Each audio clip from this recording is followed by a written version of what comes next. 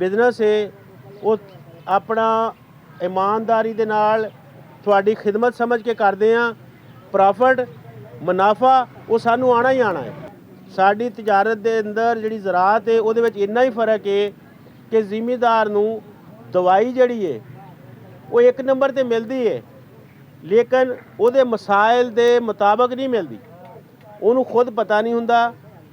ਜੇ ਪਤਾ ਵੀ ਹੈ ਤੇ ਮੇਰੇ ਡੀਲਰ ਭਾਈ ਦੇ ਕੋਲ ਮਾਜ਼ਰਤ ਦੇ ਨਾਲ ਉਸ ਦਵਾਈ ਦੀ ਓਨੀ ਰੇਂਜ ਮੌਜੂਦ ਨਹੀਂ ਹੁੰਦੀ ਕਿ ਉਹਨੂੰ ਉਹਦੇ ਮਸਲੇ ਦੇ ਮੁਤਾਬਕ ਦਵਾਈ ਦੇ ਸਕੇ।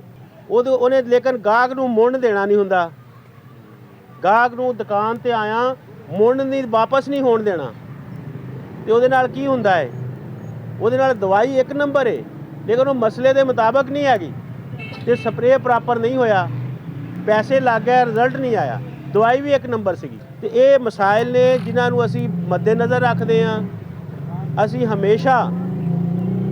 ਹਮੇਸ਼ਾ ਆਪਣੇ ਫਾਰਮਰ ਨੂੰ ਵੀ ਫਲਾਹ ਲਈ ਆਪਣੇ ਜ਼ਿਹਨ 'ਚ ਰੱਖਦੇ ਹਾਂ। ਅਸੀਂ ਮੁਖਤਸਰ ਇਹ ਕਿ ਦਾਅਵਾ ਕਰਦੇ ਹਾਂ ਕਿ ਪੂਰੇ ਪਾਕਿਸਤਾਨ ਦੇ ਅੰਦਰ ਖੁਜ਼ਦਾਰ ਤੋਂ ਲੱਗ ਕੇ ਸਵਾਤ ਤੱਕ, ਡੇਰਾ ਇਸਮਾਇਲ ਖਾਨ ਤੱਕ, ਕਸੂਰ ਤੱਕ ਅਸੀਂ ਬਿਜ਼ਨਸ ਕਰਦੇ ਹਾਂ। ਅੰਬਰ ਐਗਰੋ ਕੈਮੀਕਲ ਬਿਜ਼ਨਸ ਕਰਦੀ ਆ ਐਨੇ ਬੜੇ ਇਲਾਕੇ ਦੇ ਵਿੱਚ। ਅਲਹਮਦੁਲਿਲਾ ਤੁਹਾਡੀ ਫਲਾਹ ਜਿਹੜੀ ਹੈਗੀ ਆ ਸਾਡਾ ਬਿਜ਼ਨਸ ਹੈ। ਤੁਹਾਡੀ ਪ੍ਰੋਡਕਸ਼ਨ ਜਿਹੜੀ ਹੈਗੀ ਆ, ਪੈਦਾਵਾਰ ਜਿਹੜੀ ਹੈਗੀ ਆ, ਉਹੀ ਸਾਨੂੰ ਸਭ ਤੋਂ ਜ਼ਿਆਦਾ ਮੁਕੱਦਮ ਹੈ। ਇਹ ਕਦੀ ਨਹੀਂ ਹੋ ਸਕਦਾ ਕਿ ਫਾਰਮਰ ਦਾ ਨੁਕਸਾਨ ਹੋਵੇ, ਸਾਡੇ ਜ਼ਿਆਦਾ ਸਪਰੇਅ ਹੋਵਣ ਤੇ ਸਾਨੂੰ ਫਾਇਦਾ ਹੋ ਜਾਏ। ਇਹ ਕਦੀ ਨਹੀਂ ਹੋ ਸਕਦਾ। ਤੇ ਅਲਹਮਦੁਲਿਲਾ ਇਸ ਕਿਸਮ ਦੀ ਸੋਚ ਲੈ ਕੇ ਅਸੀਂ ਬਿਜ਼ਨਸ ਕਰਦੇ ਹਾਂ। ਇਹ ਸਾਡਾ ਭਾਈ ਜਿਹੜਾ ਤੁਹਾਡੇ ਕੋਲ ਜਿਹਨੇ ਸਾਡੀ ਮਾਡਲ ਸ਼ਾਪ ਬਣਾਈ ਹੈ, ਇਹ 5 ਸਾਲ ਤੋਂ ਮੇਰੀਆਂ ਦਵਾਈਆਂ ਵਰਤ ਰਿਹਾ ਹੈ। ਇਹ ਸਾਡੇ ਪ੍ਰੋਡਕਟ ਤੋਂ ਮੁਤਾਸਰ ਹੋ ਕੇ ਇਹਨੇ ਸਮਝਿਆ ਹੈ ਕਿ ਸਾਡੇ ਪ੍ਰੋਡਕਟ ਅੱਛੇ ਨੇ ਤੇ ਇਹਨੇ ਦੁਕਾਨ ਖੋਲ੍ਹੀ ਹੈ। ਅਸੀਂ ਇਹਨੂੰ ਨਹੀਂ ਆਖਿਆ ਕਿ ਸਾਡੀ ਦੁਕਾਨ ਖੋਲ੍ਹ।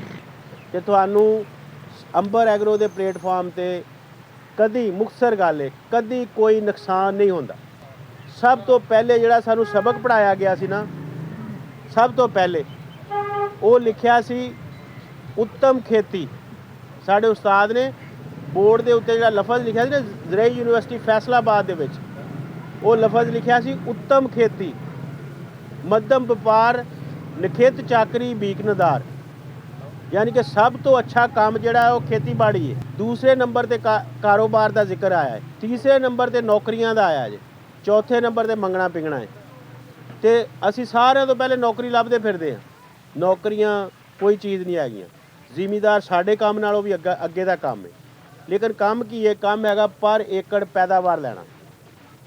ਅਸੀਂ ਰੇਟਾਂ ਨੂੰ ਰੋਂਦੇ ਹਾਂ, ਰੇਟ ਕੋਈ ਚੀਜ਼ ਨਹੀਂ ਹੁੰਦੀ। ਸਾਡਾ ਕੰਮ ਆ ਫੀ ਏਕੜ ਪੈਦਾਵਾਰ ਲੈਣਾ। ਬਾਕੀ ਰੇਟ ਸ਼ੇਟ ਇਹ ਉਹ ਹਾਲਾਤ ਅੱਲਾਹ ਤਾਲਾ ਦੀ ਜ਼ਾਤ ਦੇ ਮਾਮਲਾਤ ਨੇ। ਮੁਲਕ ਦੀ ਇਕੋਨਮੀ ਹੈ ਉਹ ਸਾਰਿਆਂ ਨਾਲ ਇੱਕੋ ਜਿਹੀ ਹੈ। ਲੇਕਿਨ ਖੇਤ 'ਚੋਂ ਪੈਦਾਵਾਰ ਲੈਣਾ ਹਰ ਬੰਦੇ ਦਾ ਆਪਣਾ ਆਪਣਾ ਕੰਮ ਹੈ। ਅਸੀਂ ਕਹਿੰਦੇ ਹਾਂ ਕਿ ਤੁਸੀਂ ਅਗਰ 10 ਏਕੜ ਪਾਲ ਸਕਦੇ ਹੋ ਨਾ ਤੇ 10 ਪਾਲੋ, 12 ਨਾ ਪਾਲੋ। ਤੁਸੀਂ 10 ਦੀ 12 ਦੀ ਵਾਲੀ ਪੈਦਾਵਾਰ 10 ਚੋਂ ਲੈ ਸਕਦੇ ਹੋ ਅਗਰ ਸਹੀ ਦੇਖੋ ਨਾ। ਮਿਸਾਲ ਦਿੰਦਾ 600 ਮਣ ਫੀ ਏਕੜ ਪੈਦਾਵਾਰ ਵੀ ਲੋਕ ਲੈਂਦੇ ਨੇ ਗੰਨੇ ਦੀ, 1200 ਮਣ ਵੀ ਲੈਂਦੇ ਨੇ। ਅਗਰ ਅਸੀਂ 6 ਕਿੱਲੇ ਲਾ ਲਈਏ 12 ਦੀ ਬਜਾਏ 1200 ਮਣ ਲੈ ਲਈਏ, ਸਾਡਾ ਖਰਚਾ ਘਟ ਜਾਏਗਾ।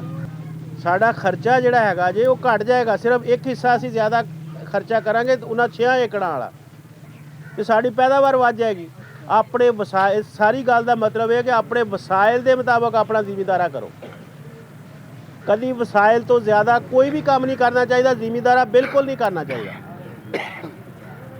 ਬਾਕੀ ਕੰਮ ਨੇ ਨਾ, ਬਾਰਿਸ਼ ਆ ਗਈ ਇਹਦਾ ਸ਼ਟਲ ਸੱਟਾਂਗੇ ਘਰ ਚਲੇ ਜਾਵਾਂਗੇ। ਜ਼ਿਮੀਦਾਰਾ ਜਿਹੜਾ ਹੈਗਾ ਬਾਰਿਸ਼ ਆ ਜਾਏ, ਰਾਤ ਹੋਵੇ, ਦਿਨ ਹੋਵੇ, ਉਹਨੂੰ ਅੱਗੇ ਪਿੱਛੇ ਨਹੀਂ ਕਰ ਸਕਦੇ।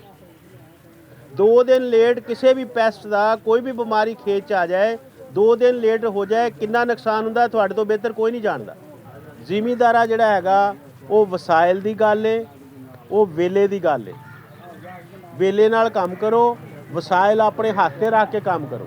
ਜਿੰਨੇ ਵਸਾਇਲ ਨੇ ਉਹਨਾਂ ਜ਼ਿਮੀਦਾਰਾ ਕਰੋ। ਫੀ ਏਕੜ ਜ਼ਿਆਦਾ ਤੋਂ ਜ਼ਿਆਦਾ ਪੈਦਾਵਾਰ ਲੈਣ ਦੀ ਕੋਸ਼ਿਸ਼ ਕਰੋ।